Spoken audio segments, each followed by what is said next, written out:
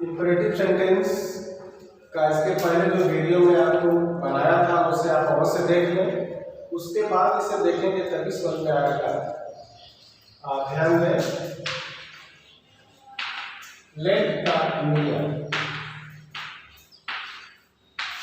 Imperative sentence कुछ late से start होते हैं, तो देखिए हम उसका कैसे इनडायरेक्ट वे से बनाते हैं। एग्जाम्पल के द्वारा, he said to me, let us go home। वो मुझसे कहा let us go home, हमें घर जाना चाहिए, हमें घर जाने दो।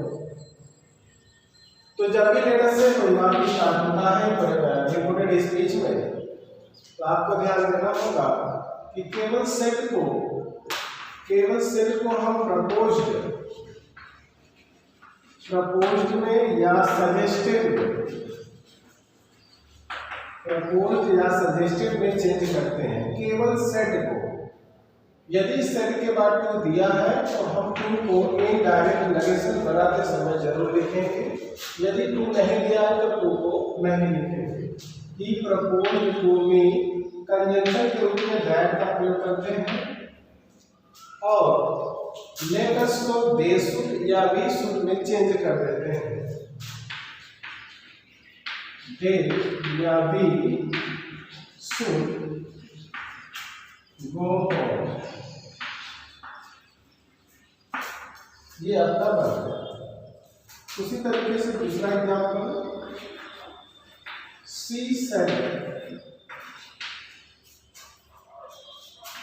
to me, let us play the game।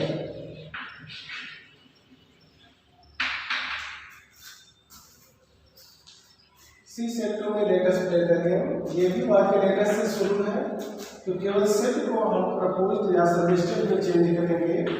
तो सी प्रपोज्ड टू मी कंजंक्शन के रूप में दैट, लेट अस को दे शुड या वी शुड में चेंज कर दीजिए। तो यहाँ मैंने दे शुड लिखा, they should play the game. इस तरीके से हम लेट अस का इनडायरेक्ट नेगेशन बनाते हैं। इसके बाद कुछ अन्य नियम भी हैं। यदि लेट अस के अलावा अस के बजाय लेट के बाद मी आए या कोई अन्य नाउन या प्रोनाउन आता है, तो हम उसे भाव के आधार पर बनाते हैं। अभी इसे अरेंज करके हम आपको बता रहे हैं।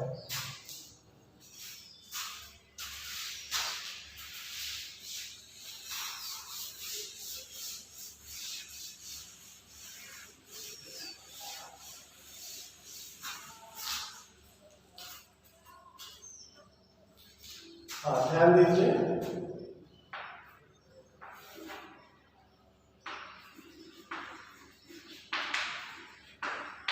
मास्टर सर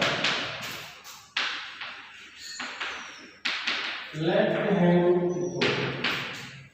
यदि रिपोर्टेड स्पीच में लेट के बाद कोई प्रोनाउन आता है, अस के अतिरिक्त कोई भी नाउन या प्रोनाउन आता है, तो हम इसके भाव के आधार पर सेट या सेट टू को रिक्वेस्टेड या ऑर्डर्ड में चेंज कर देते हैं। तो मास्टर से लेट हिम गो, मालिक ने कहा उसे जाने दो, ये आदेश है।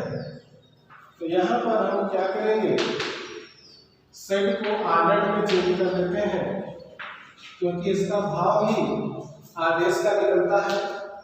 मास्टर ऑर्डर्ड, और कंजंक्शन के रूप में टू का प्रयोग करेंगे, लेट को नहीं हटाते हैं, और हिम थर्ड पर्सन होते हैं, टू लेट हिम गो।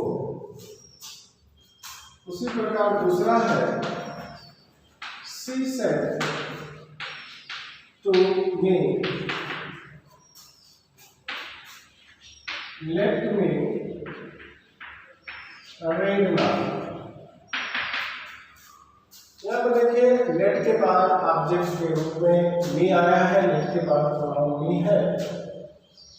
तो आप मुझसे कहिए लेट मी रीड नाउ, मुझे अब पढ़ने दो। ये रिक्वेस्ट का भाव है, तो हम सेड या सेड टू को यहाँ पर रिक्वेस्टेड में चेंज करेंगे। सी रिक्वेस्टेड में कंजंक्शन के रूप में टू का प्रयोग करेंगे और लेट को ऐसे ही लिखते हैं मी फर्स्ट पर्सन। ये चेंज होगा सी से ऑब्जेक्टिव केस है मी, तो सी का ऑब्जेक्टिव केस हर होगा और फिर नाउ को देन में चेंज कर देंगे, जैसा कि पहले वीडियो में आप देखे हैं समीकरण को दूरी में बदल देते हैं। इस तरीके से हम बनाते हैं कि यदि लेट के बाद अस में आकर कोई आप दूसरा नाउन या प्रोनाउन आता है तो हम उसके भाव के अनुसार सेड या सेड टू को ऑर्डर्ड में या रिक्वेस्टेड में चेंज करते हैं। तो ये रहा आपका इंपरेटिव सेंटेंस में लेट का नियम। अब मैं आपको जो है कि एक लास्ट है इंपरेटिव सेंटेंस के बाद एक्सक्लेमेटरी सेंटेंस है, उसका नियम मैं आपको बताऊंगा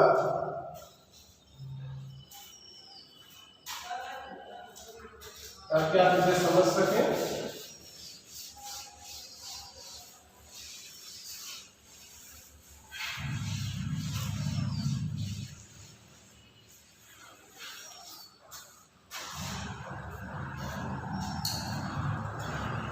एक्सक्लेमेटरी सेंटेंस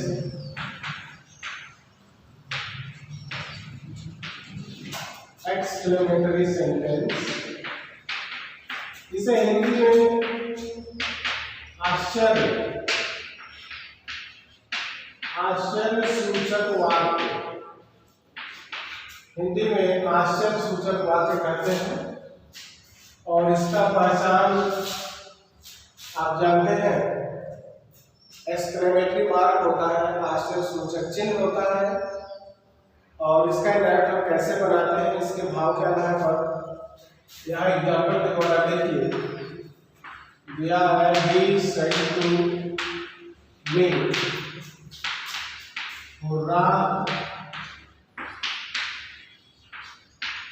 और we have won the match. यहाँ पे देखिए आश्चर्य सूचक चिन्ह भी है, आश्चर्य सूचक शब्द भी है। तो इसके भाव के अनुसार इस वाक्य को पहचान करके इसके भाव के अनुसार हम सेड या सेड टू को exclaim with Joy, exclaim with surprise या एक्सक्लेम विद सारों में चेंज कर देते हैं। ये प्रसन्नता की बात है, हर्ष की बात है, हम मैच जीत गए हैं, इसलिए हम सेड टू को या रिपोर्टिंग के वर्ग को एक्सक्लेम्ड विद जॉय में चेंज कर देंगे। ये सेड को एक्सक्लेम्ड में और विथ जॉय जो है ये हुर्रा के लिए यहाँ पर शो किया गया है, हुर्रा है इसलिए हम विथ जॉय को एक्सक्लेम्ड में जोड़ देते हैं। तो जैसा भाव होता है वैसा हम सेड या सेड टू के स्थान पर exclaimed with Joy, exclaimed with sorrow, exclaimed with surprise के रूप में लिखते हैं। और कंजंक्शन के रूप में दैट का प्रयोग करते हैं, लेकिन ऑब्जेक्ट लिखने के बाद कंजंक्शन के रूप में दैट, ये हुर्रा तो आपका चेंज हो गया विथ जॉय में। अब बचा वी फर्स्ट पर्सन का है, इसे वी को हम हमेशा दे में चेंज कर देंगे क्योंकि वैसे भी फर्स्ट पर्सन का है, यदि वी से चेंज करेंगे तो यहाँ पर केवल ही लिखेंगे।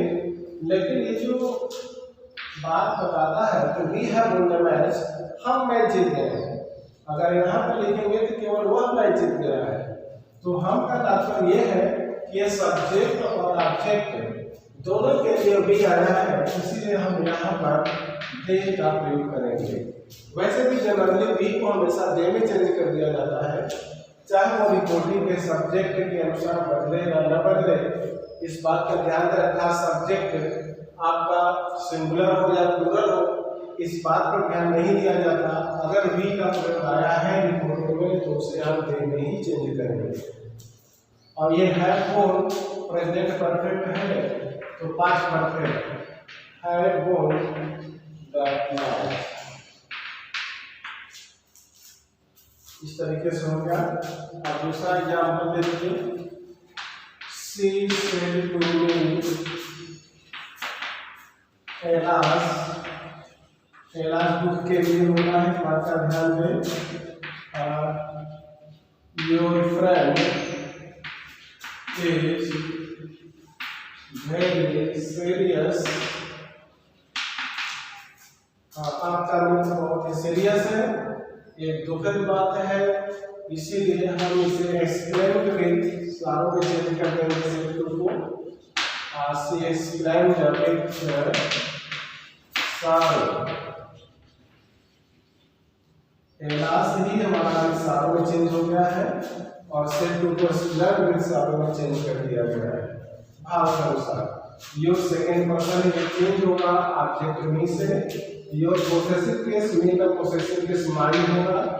माय फ्रेंड एज को चेंज कर देंगे वाज में, क्योंकि सिंपल पास्ट हो जाएगा। Was very serious. इस तरीके से हम बताते हैं। और एक एक्सप्लेन विद जॉय हो गया, एक्सप्लेन विद सारो हो गया, और एक्सप्लेन विद सरप्राइज में भी चेंज करते हैं। जैसे he said to me how full you are, how full you are, तुम कितने मूर्ख हो। यदि वाक्य हाउ से वाक्य स्टार्ट होता है तो वाक्य के अंत में हम ये चीज लगाते हैं। ये एक्सक्लेमेटरी वाक्य का पहचान है। इसमें न सुख वाली बात है न दुख वाली बात है, केवल आश्चर्य की बातें हैं। इसीलिए हम सेडिया सेट को स्टर में सरप्राइज में चेंज करेंगे। यहाँ पर दिया है ही एक्सक्लेम्ड विद सरप्राइज, और फिर आपने मिनिमम डायमेंशन के रूप में होता है। ये आश्चर्य सूचक वाक्य इसे इनडायरेक्ट से एसर्टिव में चेंज कर लेना चाहिए। और हाउ या वाक्य स्थान पर हम वेरी या ग्रेट का प्रयोग करते हैं। तो पहले हम सब्जेक्ट लिखेंगे यू आर ग्रेटफुल। मूर्ख है, कितना मूर्ख अर्थात महामूर्ख होता है। अब बाकी करके फुल स्टॉप, यू को चेंज करेंगे मी से, तो यहाँ पर हो जाएगा आई, और सिंपल पास्ट है तो वाज, और ग्रेट को वैसे कर लेंगे ग्रेटफुल।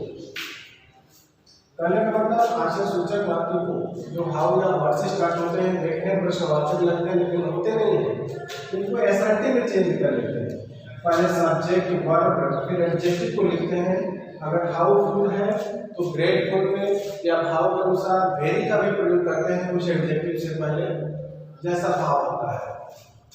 जैसे वर्ड का एग्जाम्पल लिखिएगा आगे से सी सेड टू मी, कामा है what a big snake is। यहाँ पर देखिए तो second what a big snake is, कितना बड़ा सर्प है। ये वर्ड से स्टार्ट है, वाक्य के अंत में आश्चर्य सूचक चिन्ह भी दिया है। तो केवल आश्चर्य की बातें इसलिए सेड या सेड टू को हम लिख देंगे एक्सक्लेम विद सरप्राइज में। She exclaimed with surprise, she exclaimed with surprise. फिर ऑब्जेक्ट लिख दीजिए मी, कन्वेंशन के रूप में क्या है, इसको सर्किट बनाएंगे तो पहले होगा काम, और इसमें इज वेरी बिग। पहले लिखेंगे स्नेक इज बिग, तो वाटर बिग है तो वेरी बिग होगा, वहां पढ़ने होगा वेरी बिग होगा, तो स्नेक इज वेरी बिग।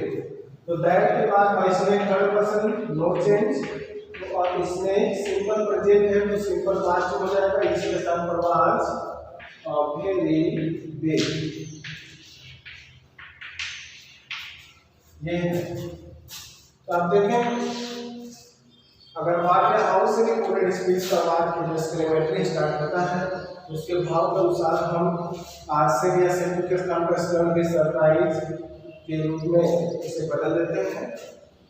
और यदि सुख वाली बात है तो इस कर्ण की ज्वाय, दुखद बात है तो इस कर्ण की साव, इस तरीके से हम बनाते हैं। तो आप इस प्रकार इसे समझें, इसका स्क्रीनशॉट लेकर के आप इसका स्टडी करें और कोई भी समस्या हो तो हमारे व्हाट्सएप ग्रुप पर आप जो कमेंट कर सकते हैं, आपकी समस्याओं का समाधान किया जाएगा। Thank you.